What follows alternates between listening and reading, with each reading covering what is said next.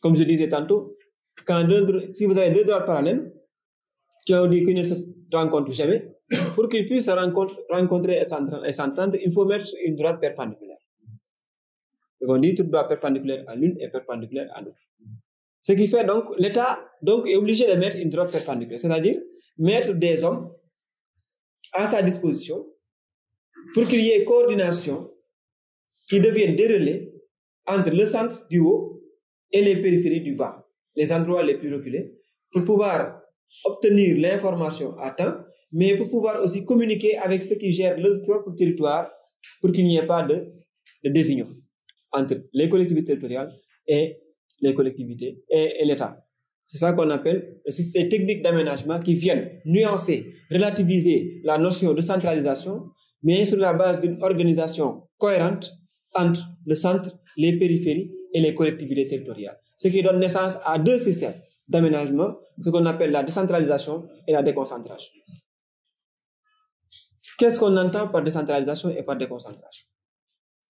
La décentralisation, on vous a dit, consiste en un transfert de compétences vers des entités autonomes, n'est-ce pas, qui peuvent s'administrer librement et qui ont la personnalité juridique au même titre que l'État. Leur propre budget au même titre que l'État. Mais tout cela n'est possible que si l'État l'autorise. Le budget est autorisé par l'État parce qu'il y a le principe d'unité budgétaire. Les entités territoriales ne peuvent pas, les collectivités locaux plutôt, ne peuvent pas détenir une constitution. Parce qu'il n'y a qu'une seule constitution. Ils peuvent avoir leur budget. Ils peuvent avoir la personnalité juridique. Pourquoi? Parce que c'est la constitution elle-même qui les a donné la personnalité juridique. Ce qui veut dire quoi? Ce qui veut dire que donc les autorités déconcentrées et les élus locaux ont été mis en place par l'État pour l'État. L'État, c'est qui? Donc, dans ce cas, les individus à satisfaire. Et c'est à ce niveau maintenant qu'il faut comprendre les domaines de compétences des collectivités territoriales et les domaines de compétences des collectivités, des entités, des circonscriptions administratives. Quand on parle maintenant de circonscriptions administratives qui consiste à une décentralisation, à une organisation verticale de l'État, parce que l'État délègue certaines de ses compétences, ou bien l'État attribue des fonctions à des fonctionnaires qu'il a lui-même formés à travers des concours, qu'on appelle le concours de ENA, n'est-ce pas? Où l'État forme ses propres fonctionnaires pour servir l'État. Ces circonscriptions administratives, dans l'Afrique francophone, qui sont fréquents, ce qu'on appelle préfecture, ce qu'on appelle les gouverneurs, ce qu'on appelle les régions par exemple, ou bien ce qu'on appelle les sous-préfectures, qui sont des endroits appartenant exclusivement à l'État, où l'État permet aux citoyens, n'est-ce pas, d'avoir une prise d'information. S'il y a des informations que vous n'avez pas, vous allez là-bas, ils représentent l'État, ils peuvent vous informer. Parce que ça permet à l'État d'être très proche de ses citoyens. Ces personnes, ils sont élus, il faut le savoir. Ces personnes représentent l'État. Ces personnes ont des tâches administratives et politiques, car ils veillent à l'unité nationale, ils veillent au respect de la Constitution et de la loi telle qu'elle a été donnée. Et c'est eux-mêmes qui vont contrôler les actes posés par les élus locaux et en même temps ces élus locaux en tant que tels. Ça veut dire que ces personnes sont nommées, mais contrôlent des personnes élues. Pourquoi? Parce que les maires sont élus. Ça, c'est un. Par une population locale. Ça, c'est deux. Pour un mandat bien déterminé. Ça, c'est trois. Donc, ils disposent d'une commune qui a la personnalité juridique au même titre que l'État en tant que tel. Ils ont leur propre budget. Qu'est-ce que ça veut dire? Ça veut dire donc que les collectivités locales peuvent être assimilées ou bien peuvent être considérées, entre guillemets, comme un État, comme un sous-État dans un État. Mais il n'est pas libre. On a dit qu'il s'administre seulement librement sous le contrôle maintenant de l'État. Mais l'État les contrôle comment? À travers ses représentants. C'est-à-dire à travers les gouverneurs, à travers les préfets et à travers les sous-préfets. Ils arrivent à contrôler les actes posés par les maires, mais aussi sur les personnes, ce qu'on appelait avant le contrôle de tutelle, qui devient aujourd'hui ce qu'on appelle un contrôle de légalité, ou les actes administratifs, ce qu'on appelle les arrêtés municipaux, les arrêtés préfectoraux, qui sont des actes unilatéraux, n'est-ce pas, qui sont des actes réglementaires, qui relèvent du domaine de l'exécutif, nous permet de dire que les maires ont pratiquement les mêmes fonctions que l'exécutif. Donc ça veut dire qu'ils sont directement rattachés. Donc il doit y avoir une vision politique de l'ensemble national. C'est dans ce cas que certains pays ont adopté un système où il faut tout faire pour gagner toutes les communes afin qu'il y ait une collaboration entre les communes et le pouvoir central. Mais pour certains, on dit non. Il faut qu'il y ait une divergence d'opinion pour qu'il y ait amélioration. C'est ce qui nous a mené ici, après les élections territoriales, municipaux, que l'opposition avait gagné pratiquement pas mal de communes qui avaient fait objet de débat. Parce que l'opposition considère qu'en gagnant beaucoup de communes, on peut entraver le pouvoir. Et c'est ce qui a entraîné le conflit entre Barthélémy Dias aussi et le pouvoir politique.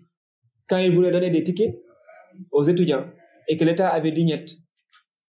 Vous voyez? Donc, cette divergence d'opinion peut parfois tendre vers des débats personnels au lieu de tendre vers un débat national. Oui?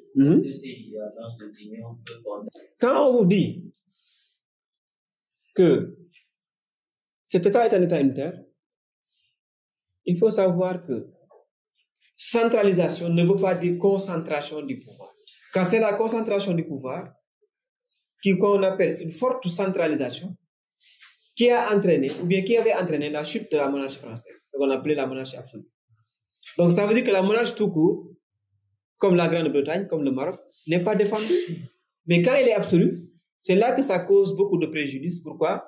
Parce que le monarque ne va pas considérer ses sujets avec respect, mais va les diriger avec irrespect. Ça, c'est vrai. Donc, face à cette question, ce qu'on comprend donc, que l'État unitaire fonctionne sur la base d'un principe d'unité qui tend à centraliser les décisions politiques pour le maintien de la cohésion sociale. Mais pour que ça soit possible, il doit être proche de ses citoyens, mais aussi, il doit permettre à ses citoyens de démontrer leur liberté, prise de pouvoir, d'être des maires, de pouvoir gérer leurs propres problèmes, ce qu'on appelle la promotion de la démocratie locale. D'une manière beaucoup plus résumée, c'est ça qu'on appelle un État unitaire. Mais qu'est-ce qu'un État fédéral alors? Est-ce qu'il s'organise de la même manière? On vous dit non. Un État fédéral, c'est une association d'États qui, sur la base d'une constitution, organise les institutions aussi bien de l'État fédéral, mais aussi des entités fédérées, qui disposent chacun d'une constitution, qui s'organisent aussi de la même manière ou bien au même titre que l'État fédéral, n'est-ce pas? Et qui participent à la vie nationale. Mais comment il fonctionne alors?